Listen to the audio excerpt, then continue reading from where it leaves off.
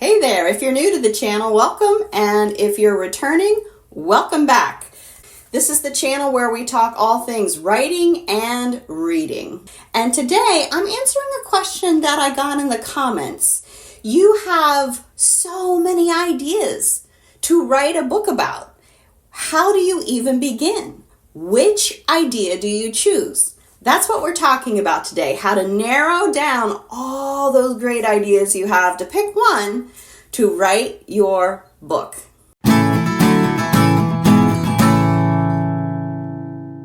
Hi, I'm author Nancy Basile and I write murder mysteries.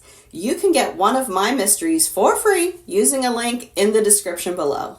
In this video, I'm going to show you 2 ways to decide what to write your book about. And I'm talking about novels, fiction. My cat wants to come in. This is my cat, Misty. He doesn't like to be left alone, so I guess he wants to be part of the process. All right, buddy. As I was saying, in today's video, I'm going to talk about 2 ways you can decide what to write your fictional novel about.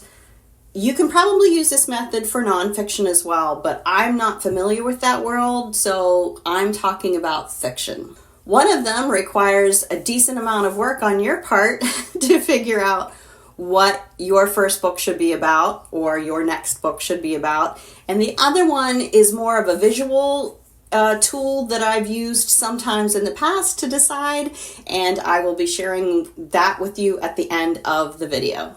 If you find anything helpful or useful in this video, I would love it if you gave me a thumbs up so that other writers can find this video. And then if you want more content like this, be sure to subscribe.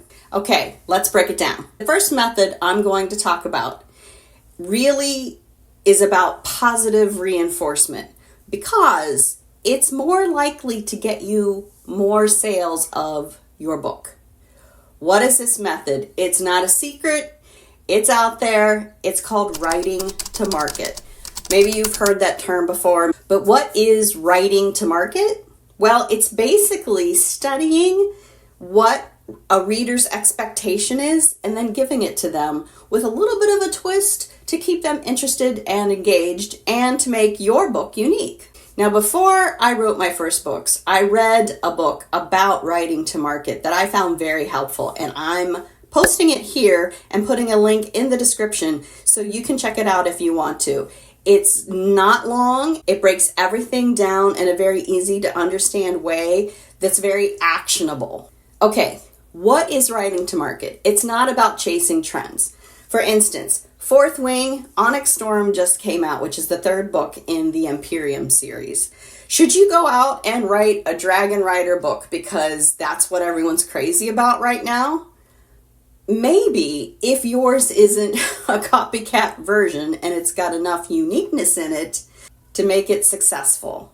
That's not what writing to market is. It's not about chasing a trend. It's about meeting reader expectations. So you discover your favorite genre or your niche that you're going to write in, and then you study it to understand what those readers are expecting from their books. And then you write a book that meets those expectations. Think of it as finding the sweet spot between your creative energy and what readers want to buy. So you look at all of your ideas and you're trying to figure out which one of them would be most successful, which one of them would meet reader expectations. How do you decide that? Well, let's talk about why you would write to market. A potential for increased sales. If you're meeting reader expectations, you're meeting the tropes that are involved in that story. We'll talk about that in a minute. People are more likely to enjoy it. People like to kind of know what to expect. Yes, there can be surprises within this. That's what makes it tricky, and that's why good writers do it well. But the more you can read reader expectations, the more likely they're going to enjoy it and recommend it to their friends, and they'll recommend it to their friends, and that's where the increased sales potential comes from. You're also going to develop reader loyalty. If they know that when they read your book, they're going to get what they want out of it, they're going to come back for your other books or maybe go through your backlog. And when you know the genre you're writing for and you know your audience, you can really focus your marketing. You know how to push those emotional buttons to get them interested in what you have to sell. I alluded to the fact that it can be difficult to write to market because you want to meet those reader expectations, but at the same time, you want to be creative. You want to tell your own unique story. So how do you find that sweet spot? Well, here's what it isn't. It's not selling out. Did Rick Riordan sell out? No. Did Rebecca Yarros sell out? No. Those are excellent books, and they're unique, but they meet reader expectations. Because when you have a fantasy, you always have the hero, right? Who's the underdog. You always have a villain. You always have a fantasy world that probably kind of looks like our world, but has a twist to it or has some magic involved. You see what I'm getting at? It's not selling out. So first off, you pick a genre you love. When I wrote my books, I picked murder mysteries because those are the books I grew up reading. To this day, those are my favorite kinds of books, murder mysteries. So that's what I chose to write about. Here's the tricky part. You gotta do your research. And I don't mean go to the library and, well, people don't even do that anymore, do they? They Google things. I'm showing my age a little bit. When I say do your research, you gotta read a lot in your genre. So what do you learn when you do all this reading? Well, you learn the pacing of the story. You learn the kind of characters that those stories have so that you have those kinds of characters. When you read enough of the book, you can sit down, and I literally did this. I made a list of things that I needed in my detective book. I was like, okay, when you read or watch detective stories, what's in there? What are people going to expect to get? And that becomes the tropes of your genre, of your niche. And you got to make sure you have those in there. Then you got to find your unique angle. It's not as hard as it sounds. Your unique angle can be as simple as where your story is set. It can be as simple as one of the characters that everyone's expecting to be in the story has a little bit of a quirk to them. An example that the author in this book gave was that he wrote a sci-fi story with a really strong female captain of a spaceship. And he incorporated, I think it was werewolf shifters and time travel and all these things. And he realized that he had muddied the waters.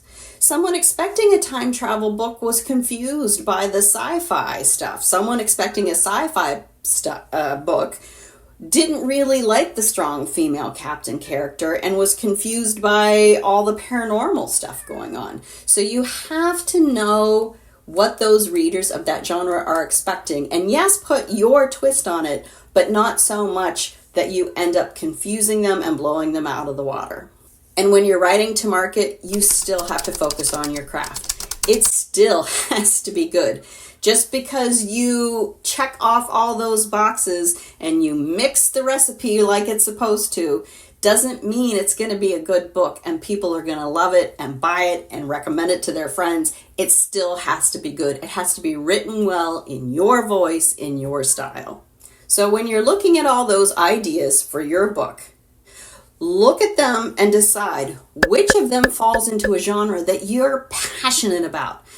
Do you love fantasy? Do you devour them? Are any of the ideas on your list a fantasy novel? Then go for it. Just be ready to read lots of fantasy and make sure you have those tropes in your book. Because not only is it going to be easier to write, you're more likely to get higher sales, which is going to encourage you to keep writing and follow your passion.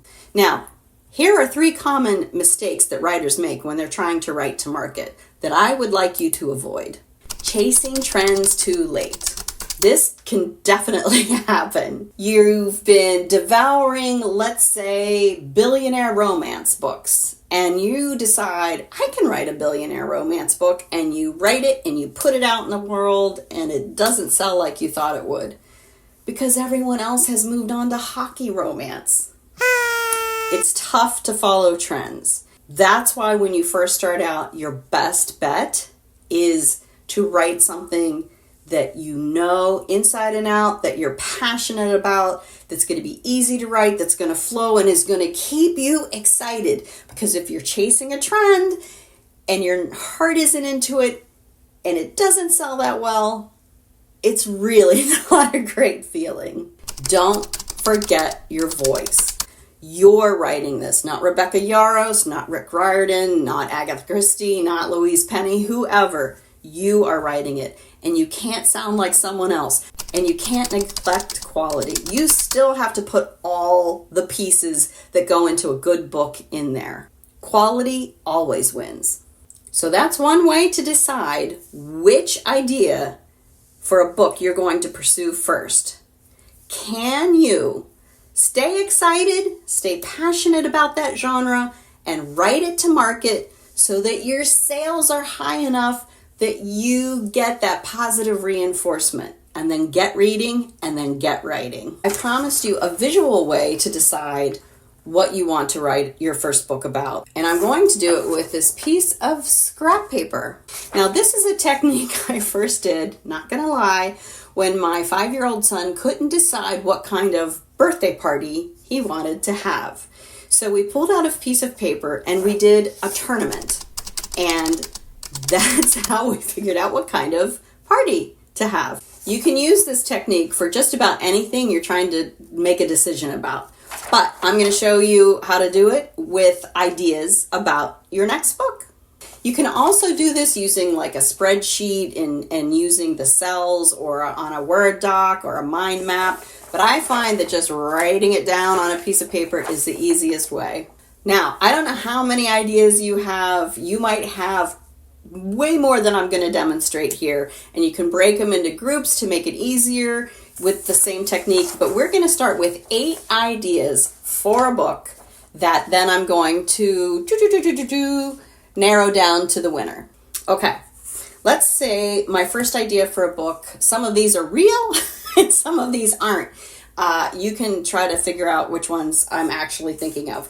One of them is about a middle-aged woman who can't keep her nose out of her neighbor's business and stumbles onto a murder. So we're going to say middle-aged meddler. Middle-aged meddler. There she is, right there. Okay, the next one is going to be, I have an idea for a fantasy book that's about twin sisters, fraternal twin sisters, that control the seasons. For instance, one is related to winter, one is related to summer, something like that. And while one is sleeping, let's say while the winter one is sleeping, everyone's experiencing summer. But then she has to go to sleep to wake up winter so that crops go dormant and animals hibernate and all that stuff. And then a conflict occurs when one of the sisters does not want to go to sleep. And the world is, spun into climate change? I don't know. So we'll put fantasy twin sisters. That does not sound like the title of the book I was describing, but there it is. Fantasy twin sisters. Yikes! Okay, I'm just going to hurry up and list a whole bunch more and then read them to you. Okay, I quick hurried up and came up with 8 topics. So to recap, they are middle-aged meddler, fantasy twin sisters, a fire wielder in an Arctic land, an NFL player and single mom, obviously that's a romance, missing child thriller, vagrant dies in a small town murder mystery, rancher falls for city girl romance, and a mathematician creates a lottery winning algorithm. So those are our 8 topics, and I've just listed them right here along this side. Now comes the magic. Instead of March Madness, we can call this winning writing? I don't know. Okay, so now I've created brackets. And this is the tricky part. You have to look at just the 2 that are paired together, tied together, and quick knee-jerk reaction on instinct, pick the one that you like better. You don't think about it, you don't process it, you just pick. If I had to choose between middle-aged meddler and fantasy twin sisters, I'm supposed to be doing this quick. Oh my god. Okay, I picked fantasy twin sisters. Fantasy Twin Sisters. Oh my God, if that wins. Okay. And then, I put it in the tournament bracket right there. So now I'm going to do that with all the rest of these.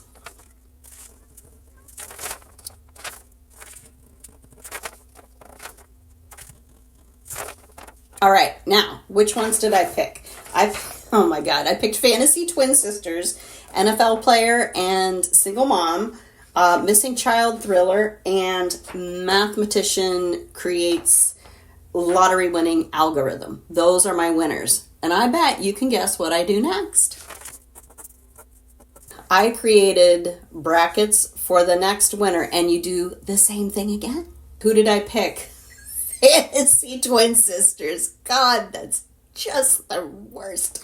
And I picked Mathematician Creating a Lottery Winning Algorithm. I think that would be a lot of fun. And again, you don't put a lot of thought into it though. It's just the one that it excites you, that sparks joy or whatever. And so now we're down to our final two. Let's see who I'm gonna pick.